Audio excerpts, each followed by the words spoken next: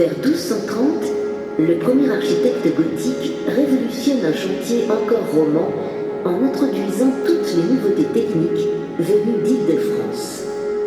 Um 1230 revolutioniert der erste gotische Architekt eine Baustelle zur Zeit der Romanik, indem er die technischen Neuheiten einführt, die aus der Île-de-France kamen.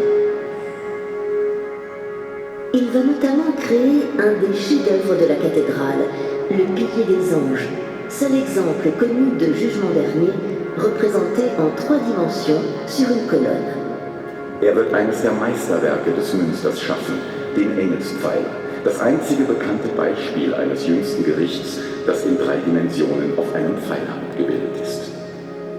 Cette œuvre magistrale va s'inscrire profondément dans le thème du passage de l'Ancien au Nouveau Testament, de l'Ancien Monde roman au Nouveau Monde gothique. Dieses meisterhafte Werk stellt einen markanten Beitrag zum Thema des Übergangs vom Alten zum Neuen Testament, von der alten romanischen zur neuen gotischen Welt dar.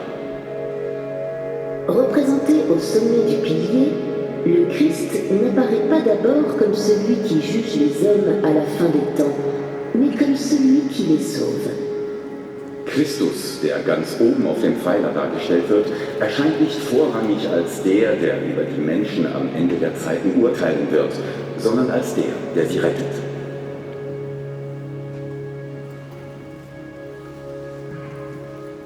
C'est la façade du transept sud de la cathédrale qui a été privilégiée par les bâtisseurs gothiques pour abriter un ensemble de cadrans solaires qui rythmaient le quotidien de l'homme médiéval. Es ist die Fassade des südlichen Querschiffs des Münsters, die von den gotischen Bauleuten dazu ausersehen wurde, ein Ensemble von Sonnenuhren zu beherbergen, die den täglichen Rhythmus des Lebens des Menschen im Mittelalter bestimmen. En effet, le Soleil, source de toute vie sur Terre, a depuis toujours rythmé les activités de l'homme. Par le mouvement apparent qu'il décrit dans le ciel, il sert de base à la mesure du temps. Die Sonne, Quelle allen Lebens auf der Erde, hat ja seit jeher den Lebensrhythmus der Menschen bestimmt. Durch die Bewegung, die sie am Himmel zu beschreiben scheint, dient sie als Grundlage der Zeitmessung. D'autres dispositifs, comme l'horloge extérieure, permettaient aux passants d'embrasser du premier coup d'œil toutes les informations nécessaires, comme la période des semis. Andere Vorrichtungen, wie die äußere Uhr, boten den Passanten auf einen Blick alle für sie notwendigen Informationen, wie etwa die Zeit der Aussaat.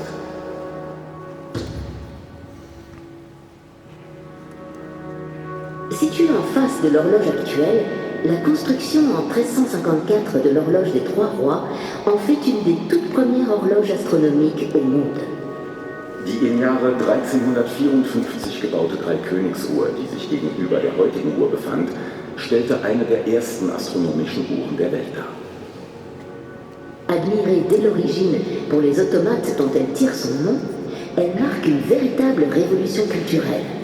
Ce n'est plus la course du soleil qui rythme les journées, mais l'heure affichée sur le cadran.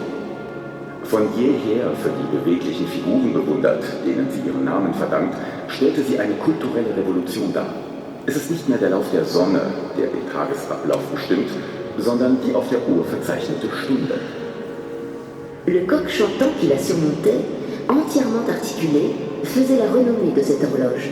C'est aujourd'hui le plus vieil automate conservé au monde. Diese Uhr war berühmt wegen des krähenden, vollbeweglichen Hahns, der auf ihrem oberen Ende stand. Es handelt sich um die älteste erhaltene automatisch betriebene Figur der Welt.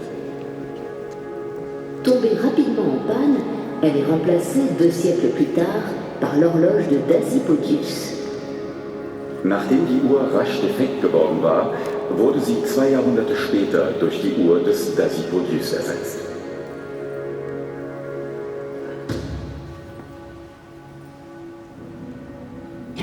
Aujourd'hui, quasi intégralement conservée, cette deuxième horloge est le fruit du travail d'une équipe pluridisciplinaire typique de l'époque de la Renaissance. Diese zweite, heute noch weitgehend erhaltene Uhr stellt die Frucht der Arbeit einer multidisziplinären Gruppe dar, wie sie für das Zeitalter der Renaissance typisch war. Peintre, architecte et astronome, sous la houlette du mathématicien Dasipodius et de l'horloger Albrecht, vont ainsi édifier une œuvre majeure dans l'histoire de l'horlogerie. Maler, Architekten und Astronomen schufen auf diese Weise unter der Führung des Mathematikers Dasipodius und des Uhrmachers Albrecht ein großes Werk der Zeitmessung. Elle va cependant tomber progressivement en panne à son tour pour s'arrêter définitivement en 1788, victime de l'usure de ses rouages en fer forgé. Auch diese Uhr war jedoch technisch anfällig. Schließlich blieb sie infolge der Abnutzung ihres aus Schmiedeeisen gefertigten Uhrwerks im Jahre 1788 endgültig stehen. Les visiteurs continuent néanmoins de venir la contempler, jusqu'à ce qu'un jour, un enfant de 9 ans s'écrie « Moi, je la ferai marcher quand je serai grand ». La légende de Jean-Baptiste Schwilger vient de commencer. Die Besucher kamen freilich nach wie vor, um sie zu bewundern.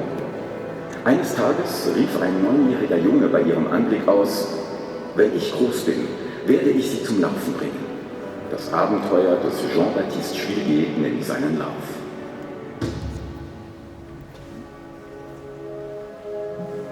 Schwilger fait preuve très tôt d'un don étonnant pour la mécanique.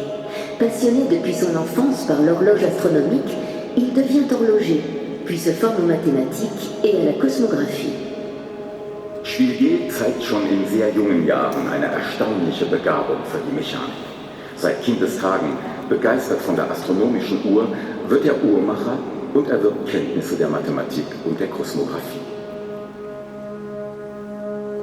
Inventeur et praticien dans bien des domaines, il mettra plus de 30 ans à concevoir un nouveau mécanisme pour l'horloge, dont il se verra finalement confier la réalisation en 1838. Dieser Erfinder und in vielen Bereichen Tätige wird 30 Jahre seines Lebens daran verwenden, um einen neuen Mechanismus für die Uhr zu erdenken. Im Jahr 1838 erhielt er endlich den Auftrag, sein Konzept zu realisieren.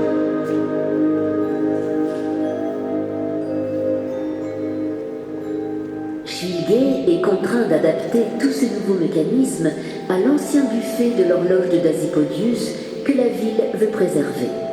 L'inauguration de cette œuvre exceptionnelle aura lieu 4 ans plus tard, en 1842. Schwilger ist gezwungen, seine neuen Mechanismen dem von Dasipodius geschaffenen alten Gehäuse der Uhr anzupassen, das die Stadt erhalten möchte. Die Einweihung dieses außergewöhnlichen Werks findet 4 Jahre später, im Jahre 1842 statt.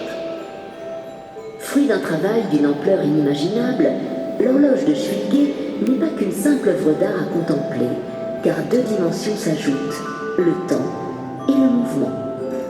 Die Uhr von Schwilger, die Frucht einer unermesslichen Arbeit, ist nicht nur ein Kunstwerk.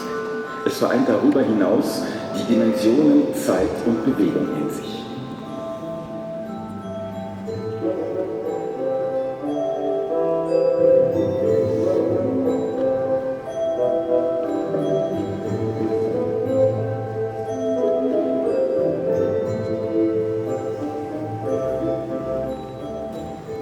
Les roues dentées en bronze et les axes en acier poli réduisent au minimum les frottements et l'usure. Depuis un siècle et demi, cette œuvre d'une extraordinaire complexité, que nous admirons encore aujourd'hui, fonctionne toujours à la perfection. Die mit Bronzezähnen versehenen Räder und die Achsen aus glattem Stahl reduzieren die Reibung und die Abnutzung auf ein Minimum. Seit 1,5 Jahrhunderten funktioniert dieses außerordentlich komplizierte Werk, das wir bis heute bewundern, stets in perfekter Weise. Le cœur de l'horloge se situe au premier étage.